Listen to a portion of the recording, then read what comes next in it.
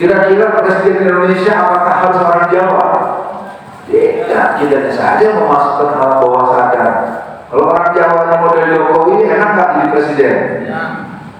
Model Gibran yang terus tinggi itu enak nggak? Nah, rasain loh.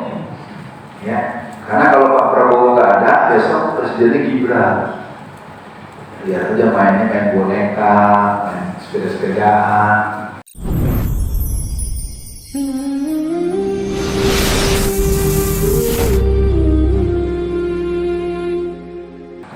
Bismillahirrahmanirrahim. Assalamualaikum warahmatullahi wabarakatuh. Alhamdulillahi binikmatil iman wal islam wa arsalana bi hidayatil Qur'an wa yaj'alana insyaallah minal mu'minina shalihin ila yaumil qiyamah. Asyhadu an la ilaha illallah wa asyhadu anna Muhammadan abduhu wa rasuluh. Allahumma sholli ala Muhammad wa ala ali Muhammad. Qala Allah ta'ala fil Qur'anil Karim, a'udzu billahi minasy syaithanir rajim. Bismillahirrahmanirrahim. Innamal mu'minuna ikhwatun fa'aslihu baina akhawaykum wattaqullaha la'allakum turhamun. Ya ayyuhallazina amanu la yaskhar qaumin qaumin asa ayyakunu khairan minhum wa la nisa'un min nisa'in asa ayyakunna khairan minhunna wa la tamizu anfusakum wa la tanabazu bil alqab bi'sal ismul fusuq ba'dal iman wa ma lam yakun fa ulaika humus zalimun. Bapak Ibu yang berbahagia, betul yang dikatakan oleh sahabat saya tadi, Pak Sulis.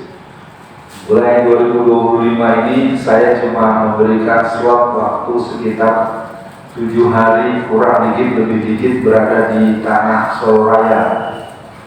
Kegiatan saya sudah saya wakafkan untuk menghadapi kemungkinan terburuk, karena 2029 nanti calon presiden kita itu Wong Cino, wakilnya Cino, 60% gubernur se-Indonesia Cino, wakilnya Cino, bupati wali kota se-Indonesia Cino, wakilnya Cino. Karena yang pribumi tidak pernah mempersiapkan diri. Pertama, presiden threshold sekarang 0%. Ya, jadi masuk akal mas. Jadi bukan lagi ngomong berat-berat. Ya, kalau kita tidak mau siap-siap dari perjalanan, saya sudah bincang dengan Pak Sulis. Ini ada pendidikan politik angkatan ke-31. Ya, kemarin dari sini ada yang pernah ikut yang namanya Mas Fadil. Fadil itu warga sini atau tetangga sini? Iya. Kalau orangnya nggak ada, sampaikan salam sama Mas Fadil. Ya, jadi ibu, acara ini tanggal 27 bulan April, waktunya jam 7 pagi sampai menjelang maghrib. Syaratnya tidak banyak, tepat waktu, sepenuh waktu, sepenuh hati. Kalau nanya tempat berarti ikut, kalau mau ikut nggak usah nanya. Iya, pendidikan politik nanya doang, itu yang datang polsek lagi kan, capek deh. Nah, kita masuk dengan tema kita. Betul, Ustaz Sulis, saya membuat persiapan materi hukum dan vitamin ukhuwah Islamiyah. Hari ini kita mencoba mengingat sebuah ayat yang pernah saya sering saya bacakan, tapi beberapa ulama-ulama yang boleh dibilang berwibawa, ulama-ulama yang senior di jaringan Solo Raya itu ada yang sampai tegur, Ustaz, ayat itu jangan sering dibacakan. Bukan dilarang. Memang ayat itu menurut saya bikin ngenes. Ibu tahu gak ngenes bu? Apa itu ngenes? Pokoknya ngenes. Tahsabuhum jami'an wa qulubuhum shatta. Kau lihat mereka seolah-olah bersatu, padahal mereka terpecah belah. Jadi hari ini saya katakan terus terang saja, saya berangkat untuk edisi bulan April ini tanggal 15.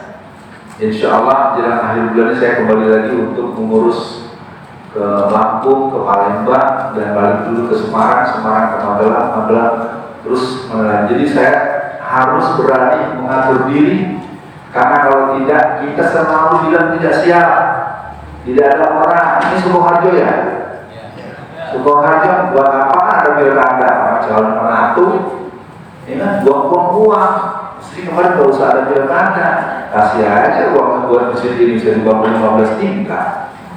Ya. Nah, tapi kan kalau bicara begitu ada yang nggak asik. Ayo kita mulai ya. Sekarang kita masuk dulu apa itu ukhuwah Islamiyah. Saya akan masuk pada terminologi dasar. Ukhuwah Islamiyah ini dikonotasikan persaudaraan dalam frame Islam, persaudaraan Islam. Apa artinya? Ukhuwah Islamiyah adalah persaudaraan sesama Muslim di seluruh dunia tanpa melihat perbedaan apapun, warna kulit, bahasa, suku bangsa, dan keluarga negara. Ini perlu saya sampaikan buat Bapak Ibu sekalian, pada malam ini kita sedang membincangkan sebuah terminologi yang sangat sederhana. Bagi yang mencatat saya ulang, ukhuwah Islamiyah adalah persaudaraan antara sesama Muslim di seluruh dunia tanpa melihat perbedaan yang berhubungan dengan warna kulit, dengan bahasa, suku, bangsa, dan keluarga negara. Jadi kalau saya tanya sekarang, kalau nanti ada pemilihan gubernur Jawa Tengah 2029, kalau orang bukan orang Jawa, boleh nggak jadi gubernur? Boleh, selama dia seiman dengan kita. Kira-kira presiden Indonesia apakah harus orang Jawa? Tidak, kita saja memasukkan hal bawah sadar. Kalau orang Jawa yang model Jokowi, enak nggak jadi presiden? Ya. Model Gibran yang pakai dosis tinggi itu enak nggak? Nah, rasain loh. Ya, karena kalau Pak Prabowo nggak ada, besok presidennya Gibran. Lihat aja main boneka, main sepeda-sepedaan. Baik, yang pertama kita pahamkan dulu persaudaraan. Ayat yang saya bacakan tadi. Innamal mu'minuna ikhwatun. Sesungguhnya orang-orang yang beriman itu bersaudara. Wa aslihu baina akhawaikum. Oleh karena itu, perbaikilah hubungan persaudaraan di antara kamu. Wattaqullaha la'allakum turhamun. Bertakwalah engkau kepada Allah agar engkau termasuk orang-orang yang mendapatkan keberuntungan. Ya ayyuhallazina amanu, wahai orang-orang yang beriman, la yaskar qaumun min qaumin asa ayyakunu khairan minhum, wa la nisa'un min nisa'in asa ayyakuna khairan minhunna. Wahai orang-orang yang beriman, janganlah di antara kamu merasa lebih baik dari orang lain. Boleh jadi orang yang kau rendahkan itu lebih baik daripada kamu. Wahai para wanita, janganlah wanita-wanita saling merendahkan yang lain. Boleh jadi yang kamu rendahkan lebih baik daripada kamu. Nah, jadi pada malam ini kita masuk dengan komitmen waktu bahwa acara kita akan kita selesaikan kisaran 8:30 sampai jam 9. Sambung? Nah, ini kalau jam 9 nggak kemalaman, kalau jam 8:30 boleh juga. Kita masuk sekarang bagaimana pemahaman ini? Apa yang dimaksud dengan pupuk dan vitamin? Persaudaraan itu tidak mungkin akan terjadi kalau tidak ada satu proses interaksi. Tidak ada pembuktian. Kalau Bapak merasa bersaudara dengan saya, buktinya apa? Bapak merasa bersaudara dengan saya, buktinya apa? Buktinya apa bahwa kita ini adalah orang-orang yang saling taklif, orang-orang yang saling mahabbah, orang-orang yang saling memberikan pembelaan, dan ini mungkin bagian yang telah hilang hari ini. Kalau orang Jakarta bilang, Bu, duit gak ada saudaranya. Sekarang ini orang bisa membawa ibunya ke pengadilan. Ada seorang perempuan, dia seorang pengusaha cukup kaya. 20-an tahun yang lalu dia pinjam uang 20 juta pada ibunya, tapi dia pakai polanya pola rentenir. Jadi bunga berbunga, Mas. Jadi 20 tahun yang lalu ibunya pinjam 20 juta, kemudian bulan depan 20,500, bulan depan lagi 22 juta, bulan depan lagi 24 juta, setahun 35 juta, tahun kedua. Jadi Di tahun ke-20, hutang yang tadinya dia pinjam cuma 20 juta dari ibunya, atau ibunya pinjam dari dia 20 juta, di tahun ke-20 dia hitung ibunya sudah berhutang 1 miliar. Karena ibunya tidak bisa bayar, ibu kandungnya Pak, dilaporkan ke polisi, dimasukkan laporannya untuk disidang sebagai bentuk penipuan. Zaman sekarang tuh, orang tuanya, ibu kandung yang melahirkannya saja dibawa ke polisi untuk diperkarakan dengan pasal penipuan. Menurut ibu-ibu, apa yang saya sampaikan ini bohong apa ada? Memang ada kan? Ada, saya bisa cerita kan gitu. Ya, jadi kita mulai ya. Jadi Bapak Ibu sekalian, pembicaraan kita malam ini hal-hal yang elementer, hal-hal yang normatif, hal-hal yang fundamental, hal-hal yang bisa menjadi pegangan buat kita. Kita masuk poin pertama. Pembicaraan tentang pupuk dan vitamin merupakan, kalau kita pahami pupuk itu adalah satu zat yang dibuat baik berupa sisa daripada kotoran yang diolah, atau merupakan komposisi zat kimia yang diolah dan kemudian digabungkan. Dia bisa berupa cairan, dia bisa berupa remah-remah pupuk, remah-remah bertabur-tabur begitu. Nah, kalau vitamin itu nanti harus ada ilmunya. Kalau vitamin A ini, vitamin B ini, vitamin C ini. Jadi malam ini kita mencoba, pertemuan kita memberi fungsi bahwa bersaudara itu tidak mungkin akan tumbuh dengan amarsa, dengan rasa cinta dan daya pembelaan kalau kita tidak memberikan pupuk dan vitamin yang cukup. Yang pertama, berporos pada iman dan takwa. Iman itu adalah sebuah nilai transcendence yang tidak ada ujungnya. Bapak-bapak dulu saya tanya, bapak-bapak ada nggak yang pernah merasa kelebihan iman? Mas, ini sering ketemu saya, teman saya. Itu pernah keluberan iman nggak? Oh, saya nggak mau ngaji lagi, iman saya udah luber. Ibu, artinya imannya luber? Iman dan ilmu nggak ada luber. Semakin ditambah dia semakin merasa dia kurang. Innamal mu'minuna alladzina idza dzukirallahu wajilat qulubuhum wa idza tuliyat 'alaihim ayatuhu zadatuhum imanan wa 'ala rabbihim yatawakkalun. Surat 8 ayat 2. Nanti surat 48 ayat 4 menyebutkan huwallazi anzala sakinata fi qulubil mu'minin liyazdadu imanan ma'a imani. Huwallazi huwa dia allazi yang menjadikan anzala, yang meletakkan, yang menjatuhkan sakinata, ketenangan fi ke dalam qulubil mu'minin, hati orang-orang yang beriman, liyazdadu imanan ma'a imani. Kita kemarin bulan Ramadan, ya ayyuhallazina amanu kutiba alaikumusiyam kama kutiba alal ladzina min qablikum la'allakum tattaqun.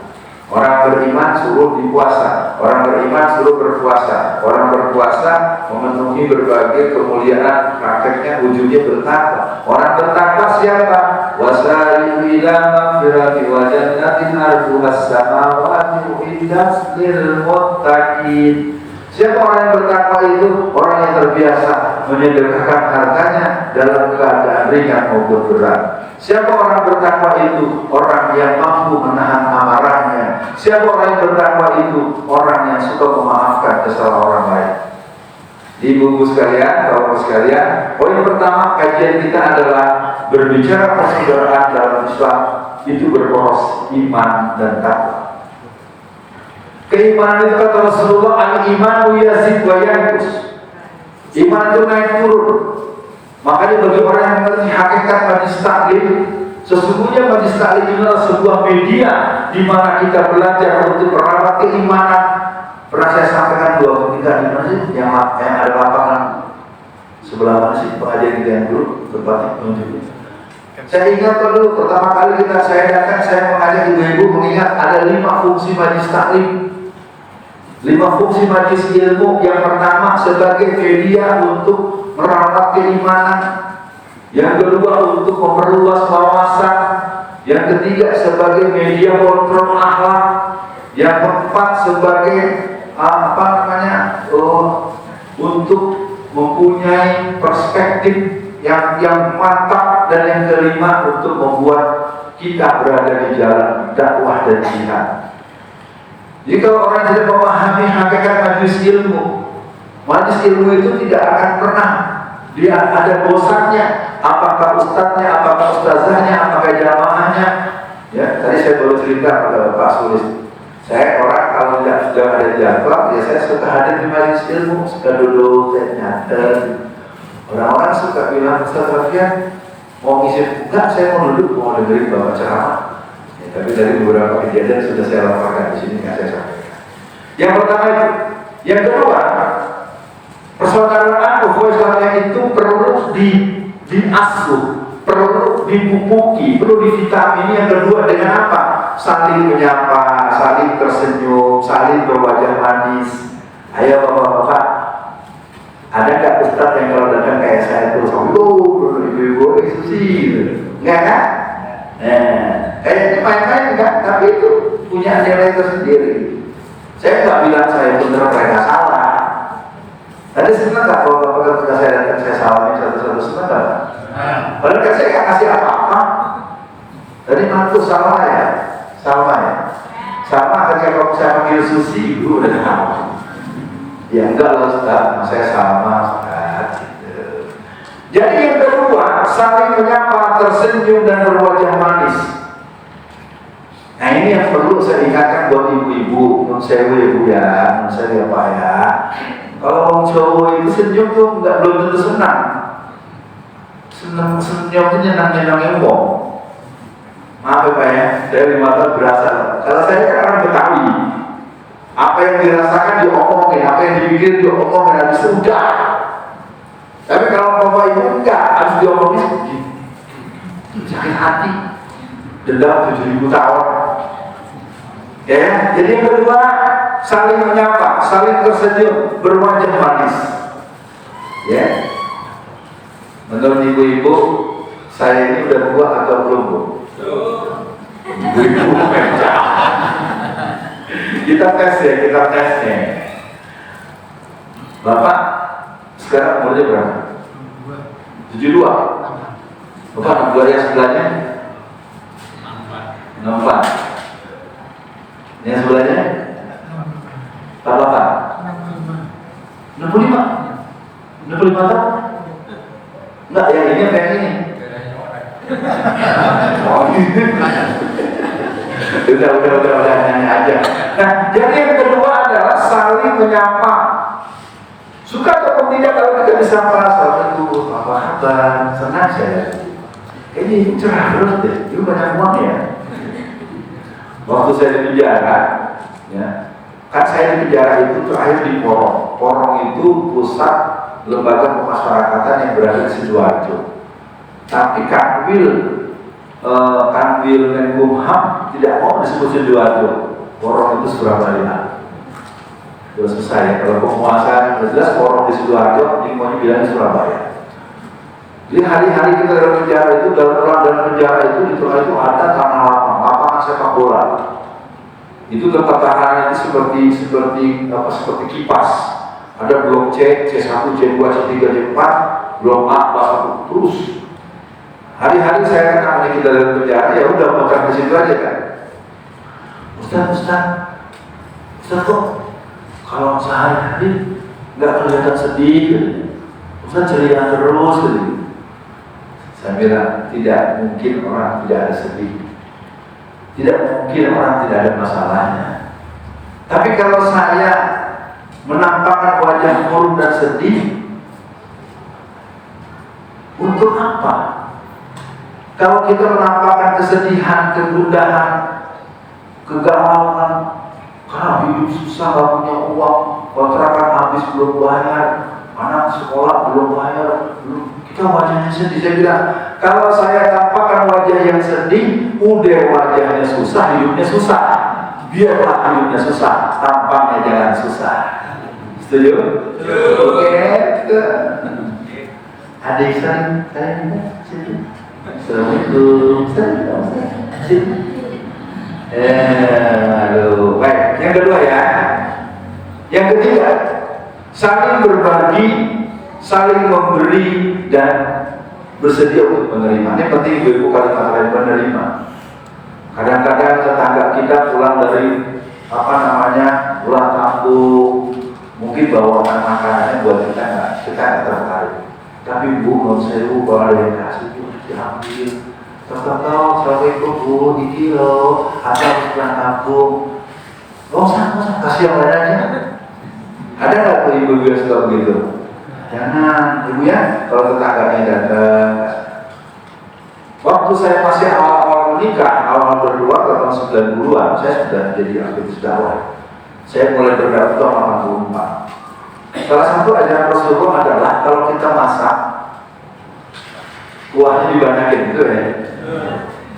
Waduh, saya pikir begitu. Saya bilang istri saya, Umi, ini dinikah, terus ketika kita membawa makanan yang mau kita kasih itu, Pak, tetangga kita tuh marah. Emangnya kok orang miskin? Emang kok orang susah? Katanya dalam ajaran kita kalau kita punya dikasih tetangga, ternyata itu tadi persoalan pemahaman. Jadi buat ibu-ibu tapi juga sama. Ibu misalnya ada tetangga kita agamanya Kristen, kemudian saudaranya atau dia menikah, di masyarakat itu masih ada ya, apa namanya sih, nasi yang dikasih besek. Kalau di Jakarta besek itu siapa namanya? Sama ya. Nah sekarang ini bapak, kalau ada orang ngasih tetangga yang jelas agamanya Kristen, dan jangan nanti ini kan ayam Ustaz, dia ayam tapi dia ngegorengnya tempat ngegoreng babi. Kenapa saya mesti omong begini? Kalau tetangga kita sebelah yang agamanya Kristen dan kita tahu dia hobi makan anjing, makan babi, urusan dia. Laku di logo. Persoalan kemudian dia kasih makanan, ibu juga jangan main makan aja, tapi jangan ditolong. Terus saya kalau ambil dulu. Gimana caranya nih? Kalau mau dibuang juga jangan depan orangnya. Dia enggak, saking laparnya. Mama laparnya tadi. Itu bu, tetangga sebelah ngegoreng ayamnya itu bekas ngegoreng babi. Kita tanya Ustaz tulis, Ustaz kalau tempat gorengan babi digorengin ayam, buat goreng ayam itu halal nggak? Iya, ada kesalahan. Saya amati di masyarakat juga merasa yang dikasih adalah daging ayam. Pada daging ayamnya digoreng di rumah sebelah biasa goreng babi, biasa rebus bubuk. Kenapa saya sampaikan ini? Supaya nanti kalau mereka kasih, ibu harus cepat dulu dari sebelah. Udah, kalau bisa dikasih lagi ke tetangga yang seiman dengan mereka supaya jangan dibuang. Saya ingin ingatkan Imam Al-Ghazali mengajarkan kepada kita tentang halal dan haram. Halal dan haram itu berpengaruh kepada cara hidup kita. Kata Imam Al-Ghazali, barang siapa orang yang terbiasa memakan yang haram, yang pertama orang itu menjadi orang yang sangat malas dalam beribadah. Jadi orang yang terbiasa dengan yang haram, pertama malas dalam ibadah. Rasulullah ketika amal afdal ya Rasulullah as-salatu li awali waqtiha. Ini mah udah azan zuhur jam 12. Zuhur sekarang jam 11.33. Iya Pak ya? Iya. Udah jam 1:30 belum sholat juga karena nggak ada kesibukan. Nah itu kebanyakan yang haram itu. Yang kedua, orang yang terbiasa dengan yang haram, dia tidak suka mendengar nasihat kebenaran. Dia tidak mau diingatkan yang benar. Dia menganggap dia benar sendiri, benar terus. Dan yang ketiga, orang yang terbiasa dengan yang haram adalah orang yang bangga dengan dosa-dosa. Nah, oke, sekarang kita masuk bagian berikutnya. Jadi yang pertama tadi berporos iman dan takwa, yang kedua saling menyapa, tersenyum dan berwajah manis, yang ketiga saling berbagi. Yang keempat, saling menasehati dan saling menolong. Contohnya nggak terlalu harus banyak ngomong. Misalnya waktu azan, Mas, kita sholat yuk. Ternyata di masyarakat ada Pak, diajak sholat marah. Sholat aja luar, ajak. Nah itu orang yang begitu nggak ngerti atau yang cara ngajaknya kurang bagus kalimat. Jadi kebersamaan itu harus diawali juga dengan sikap kita tidak membiarkan karena tidak enak sama teman duduk-duduk sudah azan zuhur, tidak enak duduk-duduk makan-makan, duduk-duduk makan-makan. Akhirnya sampai jam 2. Saya ingin himbau Bapak Ibu semua, mungkin satu pelajaran berharga saya selama di penjara 4 tahun itu adalah terbiasa sholat di awal waktu, 5 waktu dan berjamaah. Itu berhasil. Saya bilang pada sahabat saya Mas Akwar, saya sekarang ini kalau ada kegiatan apa-apa tadi juga di perjalanan ya Mas Sulis ya, ini udah azan nih. Ibu-ibu ya, saya tidak akan punya dalil yang ada. Bapak-bapak saya kasih tahu, Bapak coba deh mulai besok subuh di masjid berjamaah. Zuhur sudah mungkin tadi saya ngimami di PGS ya. Susah juga Pak Sulis walaupun saya udah di PGS ada yang dicari hari itu tas buat pulang kampung. Pas komat ada yang mau jadi imam. Untung aja bukan maghrib, untung aja bukan isya ya. Kalau maghrib bisa subuh antum yang maju. Apa yang saya katakan Bapak Ibu sekalian nomor 3 ini saling menasihati. Wa ta'awanu 'alal birri wat taqwa wa la ta'awanu 'alal ismi wal 'udwan. Ibu tetangganya, anak perempuannya, kadang-kadang cowoknya udah jam 12 belum pulang. Pengalaman ibu-ibu bermasyarakat, kadang nggak tetangga kita yang anak perempuan suka kedatangan laki-laki yang bukan muhrim alias teman-teman kuliah atau sekolah sampai bermalam. Ada nggak tetangga kita yang masih pacaran? Tetangga ada tidak? Enggak. Aman dong, enak dong. Yang punya kontrakan ada. Di tempat kita tinggal ada yang punya kontrakan, kos-kosan ada. Ada nggak berani jawab sih. Ada tidak? Orang punya kontrakan, orang punya kos-kosan biasanya yang penting lunas. Jarang yang mempersoalkan status pernikahannya, jarang mempersoalkan tamu yang datang, yang penting lunas. Kalau di sini rasanya nggak apa ya? Nggak beda atau tidak beda? Nah, baik, saya kasih tahu. Saya nggak tahu, mudah-mudahan tidak. Kalau ada sebuah daerah, sebuah rumah, itu di situ ada orang laki-laki perempuan yang bukan muhrim dan dia sekamar, dia sekasur, dia setidur segala macam, itu namanya berzina. Betul Bu? Kalau orang berzina urusan dia, tetapi efeknya itulah kita kehilangan front pembela Islam hari ini. Jadi kalau ibu rajin ngaji, ibu rajin sholat malam, rajin tetangga itu sebelah berzina, itu habis 40 rumah itu doanya nggak dijawab Allah. Itu pentingnya kita nahi munkar Bu. Ya, jadi catatan buat semua, jangan kita merasa alim sendirian. Pentingnya kita mempersoalkan tetangga-tetangga kita yang suka. Nah biasanya kita akan banyak musuh. Maka yang keempat ini saling menasihati, saling menolong. Saya ingatkan Bapak Ibu sekalian, jangan biasakan menolong, menunggu orang minta tolong. Usahakan kita bisa menolong orang yang mungkin dia malu untuk meminta tolong, bantu dia. Dan juga kalau membantu bapak-bapak dalam Islam, orang yang memberi tidak boleh merasa lebih mulia daripada yang menerima. Orang yang menerima tidak boleh merasa hina di hadapan yang memberi. Tapi yang menerima juga harus tahu diri, jangan minta terus. Karena kan gitu Pak, orang diminta masih minta terus. Dan orang-orang yang memberi jangan juga memperbudak orang yang diberi. Saya tidak bayangkan ini, saya gini udah pengalaman 40 tahun sebagai mubalik. Temuan saya Pak, orang kalau saya dibantu biasanya membantu aku contohnya di masjid. Ini laporan buat Pak Sulis. Di beberapa masjid yang tahu-tahu melarang saya berceramah. Saya lacak, ternyata penyebabnya adalah yang melarang saya tampil ceramah bukan pengurus masjid, bukan jamaah, tapi donatur. Donatur yang memberikan sumbangan 20 juta sebulan sekali kepada masjid tertentu mensyaratkan sumbangan akan diteruskan selama Alfian Tanjung tidak ceramah di masjid itu. Ya. Saya nggak nyebut nama tempat Bapak, saya nggak nyebut nama tempat Bu. Jadi ibu-ibu, bapak-bapak kalau nyumbang harus pakai syarat. Dan pengurus masjid juga harus ingat, bapak-bapak, ibu-ibu harus tahu, mengurus masjid itu syaratnya cuma 2.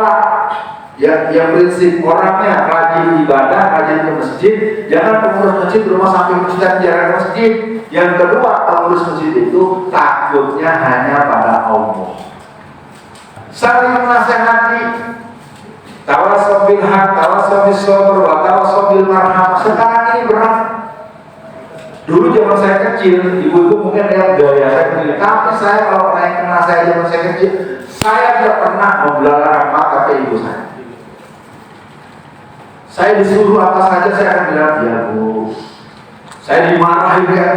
Anak sekarang, kamu dari mana? Ada nggak anak yang kalau ditanya galakkan dia? Anak ibu apa anak saya? Anak kita semua. Ini ibu boleh banggakan anaknya di sekolah madrasah terkenal, sekolah SD Anu, pesantren Anu. Anak-anak kita yang selama mondok tidak boleh pegang handphone, yang selama mondok diatur macam-macam, di rumah dia menjadi manusia monster.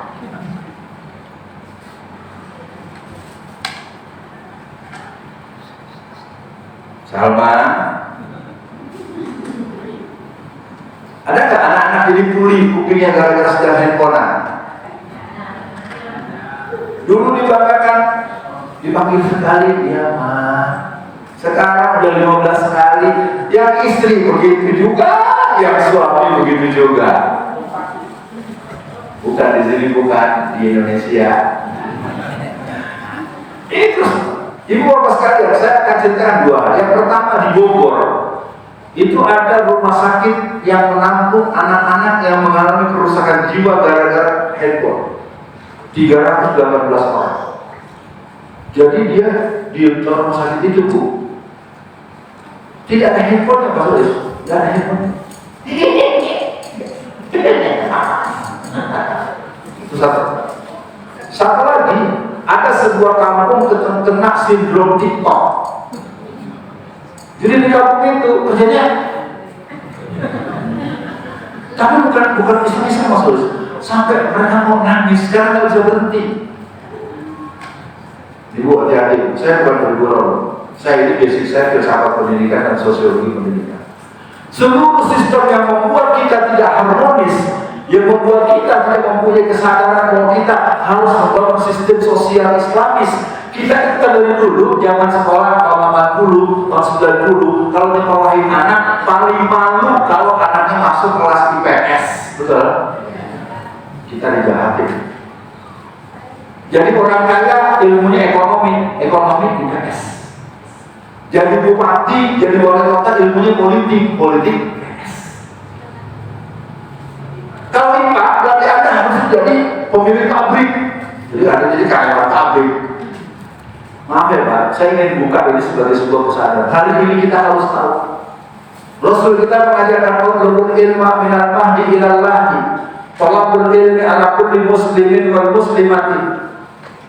Saya ingat betul di zaman tahun kuliah sekolah saya dulu tahun 80, kalau ada anak dimasukkan di kelas IPS, itu bapak ibunya seperti terhina. 7 turunan akan mengajarkan 9 belokan 10 gak juga.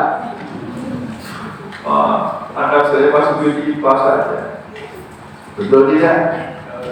Itu harus segera diselesaikan. Kalau mendidik anak, ibu-ibu, bapak-bapak, jangan memberikan tugas pendidikan, memberikan dendam pendidikan ibu kepada anak. Maksudnya Pak Ustaz, saya waktu itu masih aktif jadi dosen tahun 92 sampai tahun 2017 awal, karena saya kan masuk penjara tahun 2017 bulan Mei. Saya ngajar ke seorang anak di kelas matematika semester 5. Saya ngajar psikologi pendidikan, psikologi perkembangan, teori kepribadian, teori perilaku, dan seterusnya. Setelah semester 5, ini mahasiswa ini nggak ada di kelas matematik. Tapi ketika saya mengajar di sastra Jepang, ada anak itu. Mas, kamu tahun lalu di kelas matematika, kok sekarang di sastra Jepang? Ya Pak, sebetulnya Mas saya pengen bisa berbahasa Jepang, tapi mama saya, umi saya dulu dendam pengen jadi guru matematika. Ibu nyekolahin anak jangan memberikan dendam kita. Bapak juga sama. Ya nih, anak saya generasi pertama nih satu gotor merugi. Jadi anak sesuai dengan kemampuan dia, yang penting sholat 5 waktu, baca Qurannya bagus, hafal 30 juz. Hafal 30 juz itu bukan tujuan, tapi landasan. Jadi anak hafal 30 juz, mau jadi apa? Mau jadi dokter spesialis anak, spesialis kandungan. Kalau dia anak-anak ustaz, anak-anak perbuat itu akan ditolong dan dibiayai gratis. Ya. Saya kasih tahu ibu, melahirkan itu dalam ilmu kedokteran itu sama dengan DHP. Jangan marah, jangan biar saya mau jorok.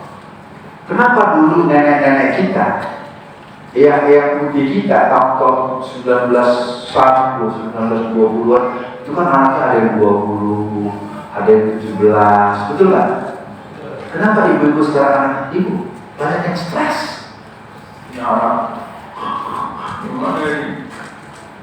Saya kasih tahu, kapan hari saya di Kendal, ada seorang bidan senior, dia itu berhenti karena ternyata kalau orang hamil itu hatinya bahagia, dia yakin ini amanah dari Allah, dia jaga dengan sholat malam. Ibu dunia saya kasih ilmu senam ibu hamil.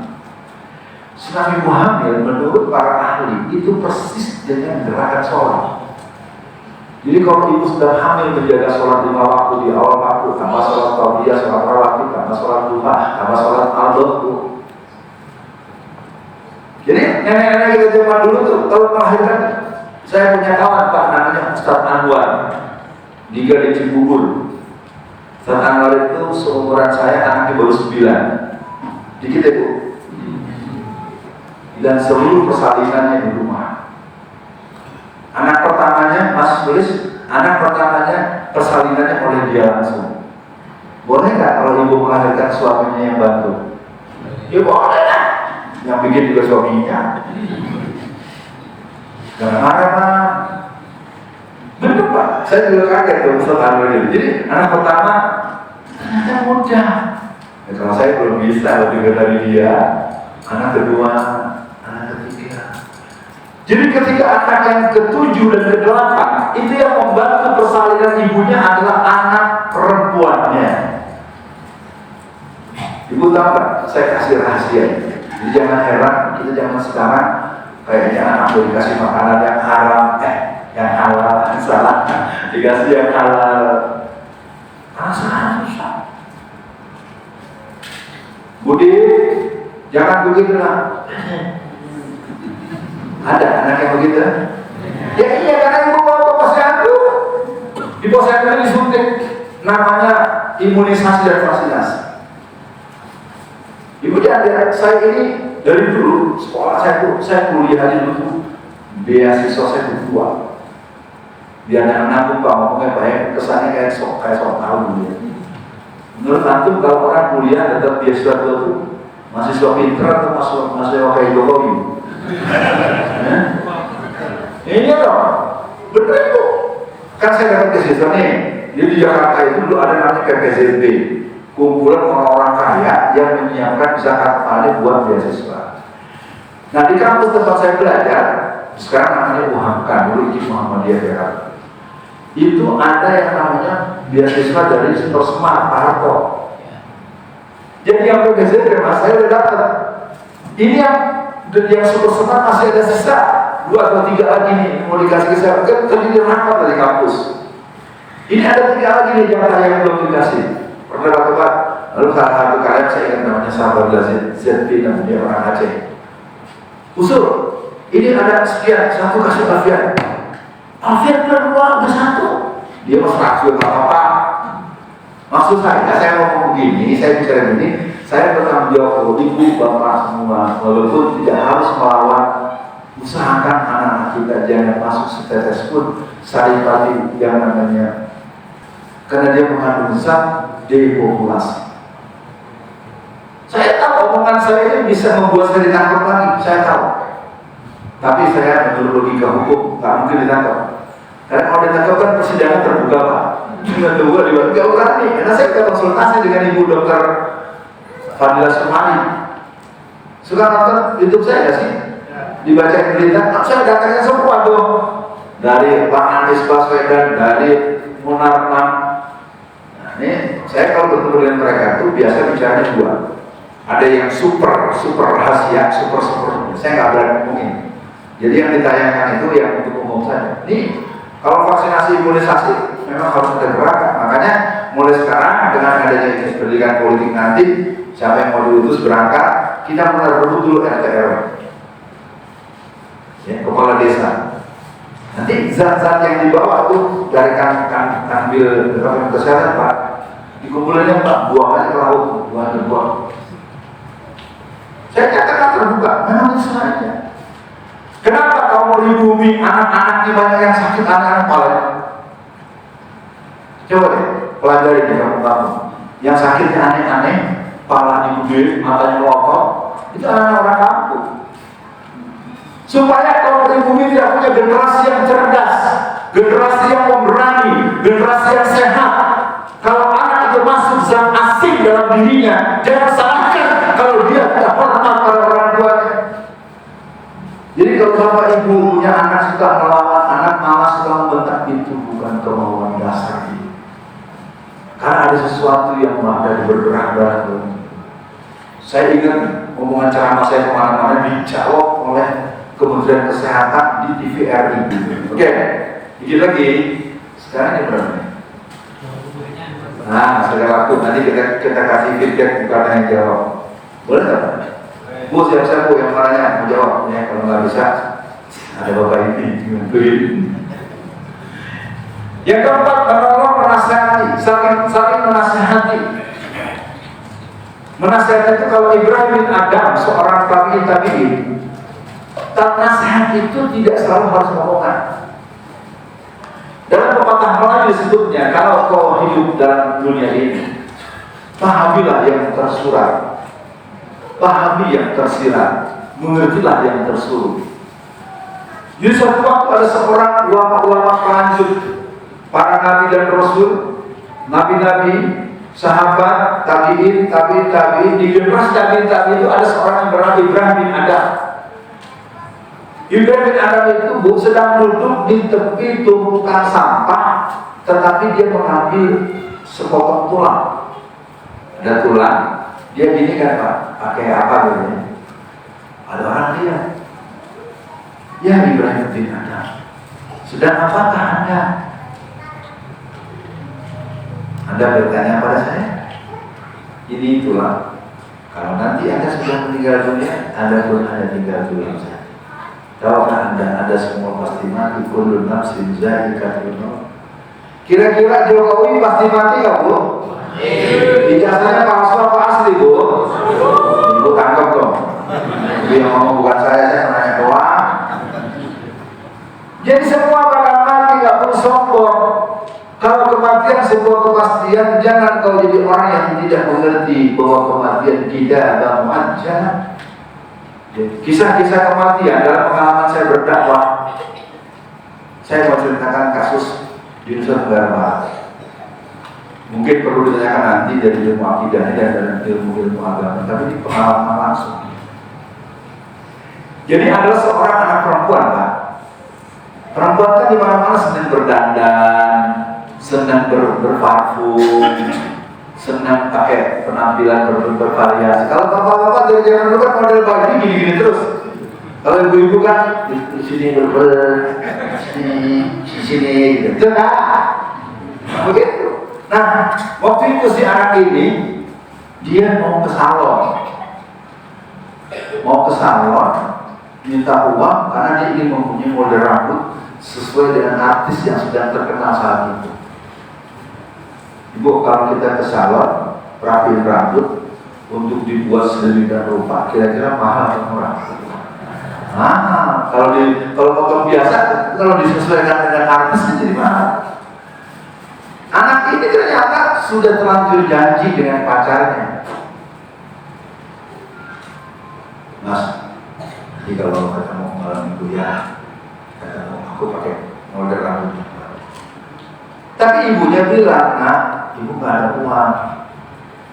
Di kampung-kampung gue, kalau saya boleh cerita, sebetulnya kondisi itu mengerikan. Mereka uang 5.000, 10.000 itu aja susah sekali. Apa yang ingin saya katakan? Ternyata si anak itu terlanjur sudah berjanji dengan cowoknya. Ini maaf ya, saya ngomong begini bukan mengajarkan, tapi kan secara kemasyarakatan di luar sana, di luar lingkungan tempat kita ibu-ibu, ada nggak anak-anak remaja putra, remaja putri yang masih pacaran? Ada atau tidak? Ada, bukan anak kita, insya Allah. Ini saya lagi berkisah tahun 76 atau 80-an. Jadi si anak itu pegang gunting. Sambil pegang gunting, dia tahu pas bilang ibunya nggak bisa ngasih uang untuk pergi ke salon, entah emosi apa. Gunting itu diangkatnya, ditusukkan ke ulu hati ibunya. Mulanya kan kadang-kadang anak-anak bohong-bohongan, emosi doang. Ini ngomong berhenti, masuk gas, tembus, mati. Nah, ketika ibu ini meninggal dunia, saya ingin ingatkan ibu dan bapak semua. Nanti silakan ditanyakan supaya lebih detail apa dan bagaimana. Ternyata ketika ibu meninggal dunia kan, apapun penyebabnya, kalau sudah meninggal dunia dikemanain Pak? Halo? Kalau sudah meninggal dunia, apapun sebabnya dikemanain? Dimasukin ini, kulkas. Dikubur. Setelah dikubur, anak ini kan benar-benar dia merasa menyesal. Jadi ketika orang-orang kosong, dia datang ke kubur. Dia berdiri di samping makam ini. Itu kaki tempat dia menapak itu tanahnya ada kakinya. Ketika dia mulai teriak-teriak kan, petugas kuburan kan kayak narik dia. Jadi semakin ditarik, kat lagi. Fayanzuru kaifa kana akibatul mukazzibin. Saya ingatkan ibu-ibu ya semua. Saya ini bukan orang hebat, bukan ilmu, bukan ulama, tapi saya punya pengalaman lapangan.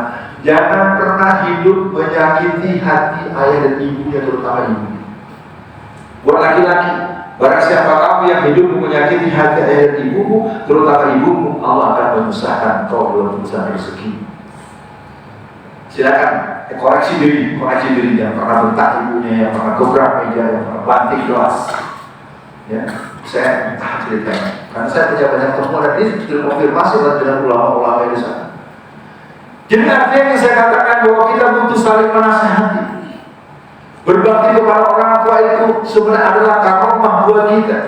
Orang yang berbakti pada orang tuanya, Allah mudahkan urusannya. Wahai perempuan, wahai para wanita, barang siapa engkau yang dengan mulutmu dan kelakuanmu menyakiti hati ayah dan ibumu, terutama ibumu, maka engkau akan bermasalah ketika melahirkan. Pas tulis, saya satu hari ceramah di masjid, di rumah besar. Saya berkisah beberapa kejadian. Kemudian ada spesialis kandungan namanya Dr. Rijal, agamanya baik juga. Saya ceritakan banyak kejadian-kejadian yang saya selesai ceramah itu, saya kalau nggak salah saya buka puasa bersama, terus sholat tarawih, selesai acara itu saya pulang, masukin lorong rumah sakit dalam. Saya sudah hampir keluar, saya dikejar oleh dokter Rijal berusaha dan gajah. Namanya dikejar-kejar dokter kan saya takut juga ya. Jangan saya tadi salah ngomong ya, apa omongan saya berlebihan? Ternyata tidak. Setelah dia lihat saya berhenti, dia enggak dulu dan dipegang tangan saya, diajak duduk sambil nunduk ya. Sekarang saya sudah berpuluh-puluh tahun jadi dokter kandungan. Saya memang sering menangani ibu-ibu yang melahirkan karena anak banyak yang aneh-aneh. Saya baru sekarang kalau ternyata ibu-ibu yang lahirnya susah itu biasanya dia punya masalah dengan ibu. Yang ibu-ibu ya, mungkin ibu-ibu ini kan sekarang nggak melahirkan lagi, tapi anaknya nanti kalau punya kesalahan dimaafin ya bu ya. Ibu dimaafkan. Saya tahu ada yang diem-diem itu masuk bulan kan anak-anaknya. Anak-anak kan begitu. Dulu zaman anak-anak dulu sama ibunya, setelah ibunya tua ibu jadi budak, suruh ngurusin cucunya. Maaf ya, saya banyak mengetahui di rumah-rumah itu banyak ibu-ibu tua yang sebetulnya tidak bahagia.